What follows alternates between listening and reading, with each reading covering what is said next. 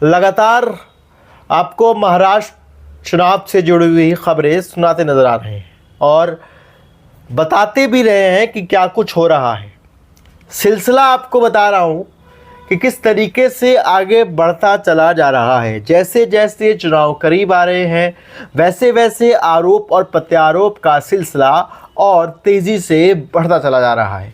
इस बीच आपको बता दें कि ऐसे कल प्रधानमंत्री नरेंद्र मोदी ने अपनी जनसभा के ऊपर कहा था कि MBA वालों को अगर यहाँ की जनता ने चुना तो बूंद बूंद पानी के लिए तरस जाएंगी वहाँ की महिलाएं, वहाँ के लोग, वहाँ की पब्लिक। और अब राहुल गांधी ने भी एक जनसभा को संबोधित करते हुए BJP और RSS के ऊपर निशाना साधा है और उन्होंने आदिवासी समाज का मुद्दा बनाकर इन दोनों RSS और BJP के ऊपर निशाना साधा है। तो ये सिलसिला अब और कब तक? जैसा कि 20 नवंबर को चुनाव होने वाला है और जैसे रैलियों और प्रचार का भी स्थिति ख़त्म होने वाली है, बस कम ही टाइम बचा है प्रचार और उसके लिए। और इस बीच 20 को चुनाव होने वाला है, 23 को वो होगा, क्या नाम है आपका, मतगणना होगी और उसके बाद CM कुर्सी के लिए खींचातानी होगी। देखिए, तो जैसे कहते हैं ना कि हर चीज़ों में दो चीज़ें बहुत अहम होती हैं। एक स्टेज तो चुनाव है, चुनाव के बाद जीतने के बाद CM कुर्सी पे कौन बैठेगा। अगर पार्टियां इंडिविजुअली लड़ती हैं तो कोई इशू नहीं होता है उतना, लेकिन जब गठबंधन के साथ मिलकर लड़ती हैं तो काफ़ी इशू हो जाता है। और गठबंधन के साथ आने के बाद जिस तरीके से चुनाव की सरगर्मी, चुनाव की चीज़ें बढ़ती चली जा रही हैं, वो एक महत्वपूर्ण विषय होता चला जा रहा है। अब आपको मैं बताता हूँ कि कल PM नरेंद्र मोदी जी ने BJP और कांग्रेस और MBA के ऊपर निशाना साधा था और अब राहुल गांधी जी ने BJP और RSS पे हमला छोड़ दिया किया है और वार और कैसे कहते हैं ना कि आरोप प्रत्यारोप का सिलसिला जारी है ज़ोरों शोरों से। कोई कम ऐसे तरीके से कह रहा है कि वो इनकी गलतियां बता रहे हैं तो वो उनकी गलतियां बता रहे हैं। क्या है पूरी रिपोर्ट आपको बताने की कोशिश करते हैं। उन्होंने कहा है कि ये आदिवासी का अधिकार छीनने में लगे हैं। BJP और RSS पर राहुल गांधी ने साधा निशाना। क्या है साधा निशाना, क्यों साधा निशाना और किस मुद्दों को लेकर साधा निशाना, ये आपको बताने की कोशिश करते हैं। जैसा कि आपको बता दें कि महाराष्ट्र में होने वाले विधानसभा चुनाव के लिए वोटिंग 20 नवंबर को होगी। इससे पहले सभी राजनीतिक दल जोर शोर से चुनाव प्रचार करने में लगे हुए हैं।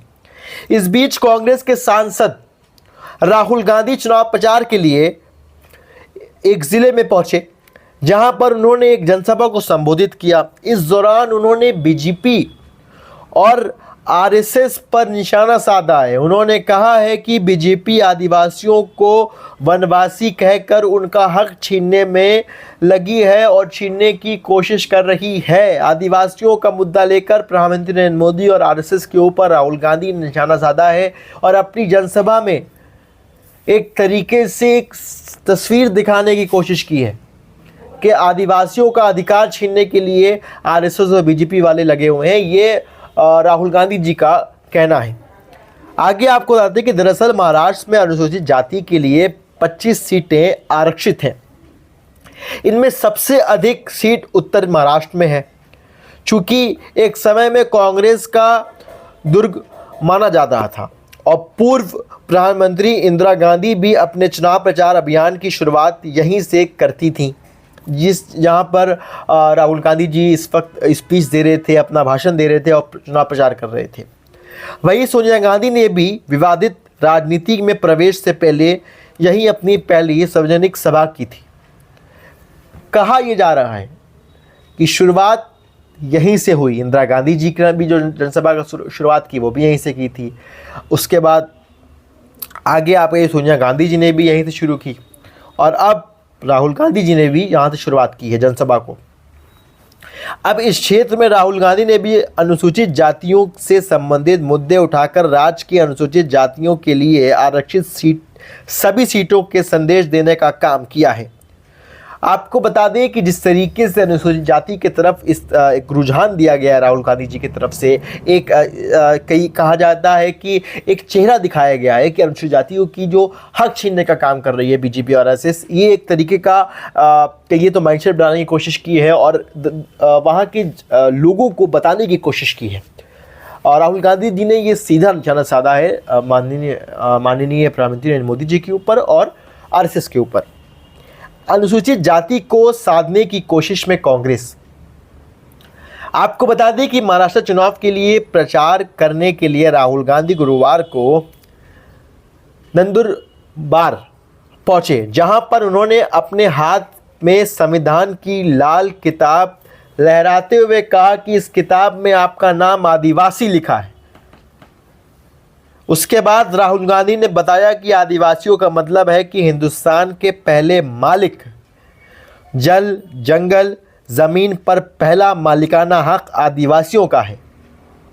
इस दौरान उन्होंने लोगों से सवाल किया कि जब आपके जंगल बचे ही नहीं तो आप कहां जाएंगे? तब आपको दूसरे राज्यों में जाकर नौकरी करने पर मजबूर होना पड़ेगा। उसके बाद आपको बता दें कि राहुल गांधी जी ने